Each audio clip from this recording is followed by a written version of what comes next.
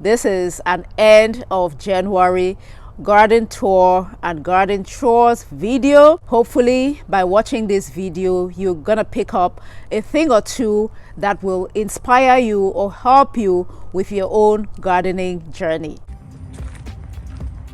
If you're new to this channel, hello and welcome. My name is YAJE and I do cultivate culturally important African vegetables here in my backyard garden in Houston, Texas.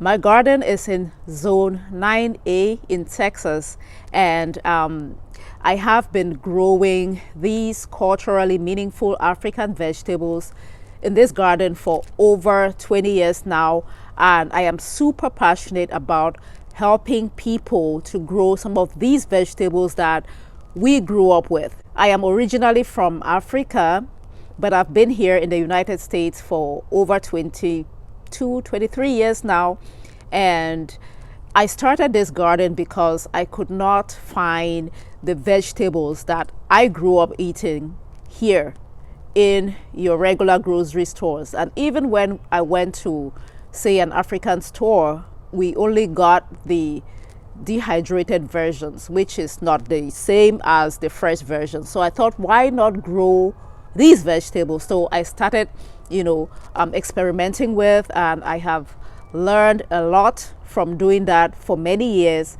And this channel is my way of giving back, of helping fellow Africans like me living outside of Africa, and even new people, as a way of exposing some of these our very nourishing vegetables, sometimes even medicinal to the world. So if you're new here, I hope you subscribe, as I will be dropping more videos such as this one, garden tours, tips, how-tos, tutorials, and you name it. So thank you for subscribing, thank you for liking the videos, thank you for interacting, and thank you for sharing the videos. Now let's find out what is going on in this garden. So guys, this is the main part of my garden. Okay, the main garden is right here, the creme de la creme. But as you can see, nothing much is going on, and that is because it is January and it is still very cold. This is not the time to take any crops to the garden, no vegetables at this time, because the vegetables are going to struggle because it is still very cold. However, there's still a lot that you can do in preparation for gardening.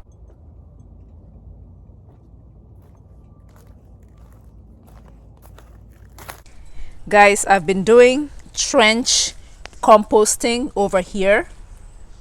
So I just come back here, dig up a hole, and throw in stuff from the kitchen, and then I cover it, dig the next hole, put stuff in there and cover it. So in here we have kitchen scraps that is going to decompose naturally over the winter.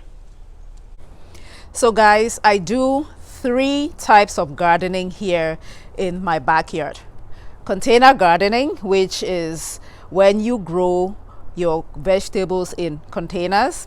I do raised bed gardening, and then I do in-ground gardening. Here, let me show you what I'm talking about.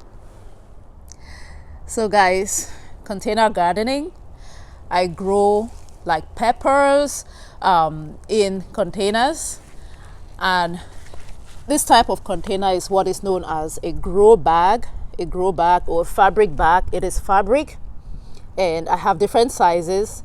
These are like the 5-gallon sizes, which is perfect for growing like peppers. I grow herbs in here. Look, a pair of scissors. So I have the 5-gallon grow bag, and then this one right here is a bigger size. I think this is the 10-gallon. I think that this might be 10 gallons or 20 gallons, I forget. But the bigger ones, I can grow bitterleaf. This is bitterleaf. It's dead now, but it's gonna come back. Oh, as you can see, look at that. That is a fresh bitterleaf shoot trying to grow. So it's not dead. And then the other type of gardening that I do, as you see here, is raised bed gardening. And I build my raised beds with cinder blocks. As you can see, guys, the size of your raised bed is super, super important. You don't want it too big. You want to be able, or too wide, let me put it that way. You don't want your raised bed too wide. You want to be able to reach the middle of that bed from every corner. So every corner you want to be able to reach the middle so that you can take care of your vegetables. You can pull out weed, you can harvest. So if it's too wide, then you would have to step on the bed, on the soil, and compress the soil, and sometimes step on your vegetables. So you don't want that. So when you're building your raised bed, either using cinder blocks or wood or whatever, make sure that the size of the bed is manageable for you. Usually 4 foot wide, maybe 8 foot long is kind of the standard size, but it depends on your size, right? How tall you are. If you're petite, you might want to make the width smaller, but rule of thumb, you should be able to reach the middle of the bed from all angles. Another thing is the space between the beds. If in case you have more than two, you want to be able to easily walk here. So the path should be wide enough that you can easily walk through. Okay, usually 2 to 3 feet, 2 to 3 feet spacing is good, okay, between your beds. So guys, the in-ground gardening is where you grow things directly in ground, and I do in-ground gardening right here. Usually I will have my bitter leaves and okra growing right here.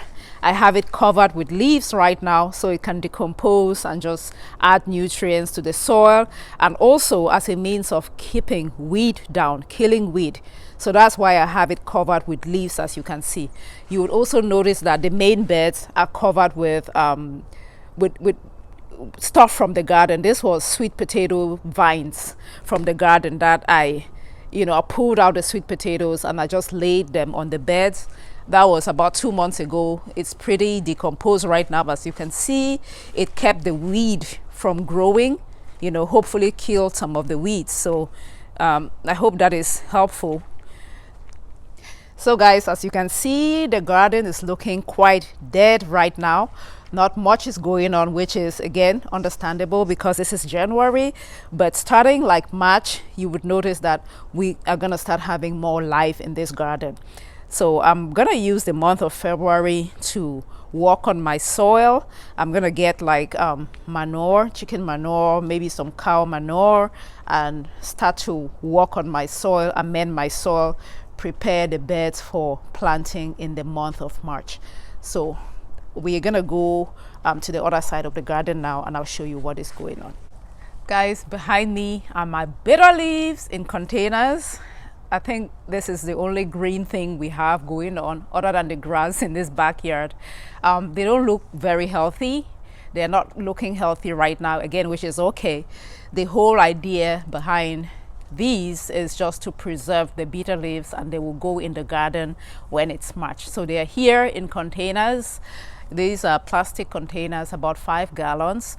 And when the weather is gonna be very cold, when it's forecasted that the temperatures will drop below like freezing, I do take the containers indoors. So that's how I've been managing these. But when it's like 40 degrees and above, I just leave them outside. And guys, this is the other side of my garden.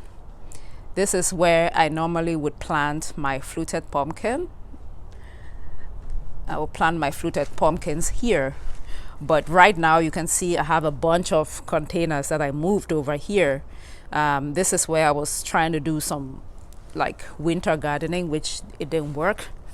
I had a lot of njama. That's the garden huckleberry in all of these containers, which we had a deep frost that came and killed everything. Anyway, so these are more of my containers. I know it's a lot. It's a lot, and I would use these containers to plant peppers in come March. So yeah, I'm gonna work on the soil. So you want to be subscribed to the channel so that I can share with you what I do to reuse this old soil. So guys, that is what is going on outside, but a lot more is going on inside. I've been working on a lot of seeds, so let's go inside and find out what is happening. Okay, so this is a setup for starting pepper seeds. I have habanero pepper seeds going on here. This is right by my window in my living room. So I have the yellow habanero peppers. I started the seeds a few days ago. Oops. Okay, let's see. It's yellow habanero. This was started on the 27th. It's been about 3 days. And this one is sitting on a heat mat. You can see it's sitting on a heat mat, and I have that on top of cardboard papers. So I'm expecting germination soon. So guys, I am starting a lot of peppers from seeds this year, super hot peppers, because that's the type of pepper I like to grow. And super hot pepper seeds are very difficult to germinate. Those are hard to germinate. They require like higher temperatures, closer to 80 degrees for optimal germination, and your house is probably not heated to 80 degrees in January. So I thought to myself, apart from the heat mats, because I've used all of them already, where can I find this place in my house where temperatures are that high? And I thought about it. I'm like, the oven. If I turn on the pilot light, not the heat, pilot light only, it warms up the oven to a temperature that I can use to germinate my seeds. So here we go. Okay, so I have some stuff here. You know, it's just warm enough. Nothing has germinated yet because I just started these, but I'm very curious how these go. And in case you're wondering what I have in bags here, this is another way to start pepper seeds. I took a paper towel, soaked it in water, and then put the seeds in here. And then when they barely start to germinate, I'm going to take them out and transfer that to my little seed cells. So stay tuned as I will share with you how I did this and the results. Okay, and for right now, we're gonna put this back here. All right, and guys, this is my garage, part of my garage, which is my seed starting station. Let's turn on the light. I shared with you how I created this space right here. Okay, so I have a bunch of seeds going on here. I've started again more habanero peppers, so I have a heat mat under these trays. Okay, I have habanero peppers, I have red peppers, I have garden eggs, I have my single seed. This is my tomato single seed. If you haven't watched the video, please watch the video. It's on my channel right now, and we have a germination. So guys, we have a germination here. We have a germination, but I have no idea what this is because I did not put a label. You should always label your seed starts because you think you remember, but then you forget. I suspect that this is garden eggs, like the garden eggs from Cameroon, because I have like garden eggs from Cameroon, but I'm not sure. But we have a nice germination. I still have it on the heat mat. I'll take it off after a few days, and the grow light over there, so I don't get like leggy seedlings. Just notice the germination today, guys. So always label, always label your seeds. So in here I have fluted pumpkins. There's no germination yet. Okay, and then I have more garden eggs in here. These are not sitting on any heat mat. And then more peppers. So yeah, guys, that is what is going on in my garden and in my seed starting station in this month of January. Gardening season can start anytime. So yeah, guys, that is what is going on in my garden, or with gardening for me this month of January. I started a bunch of seeds, super hot pepper seeds, garden egg seeds, my single seed challenge, and fluted pumpkin.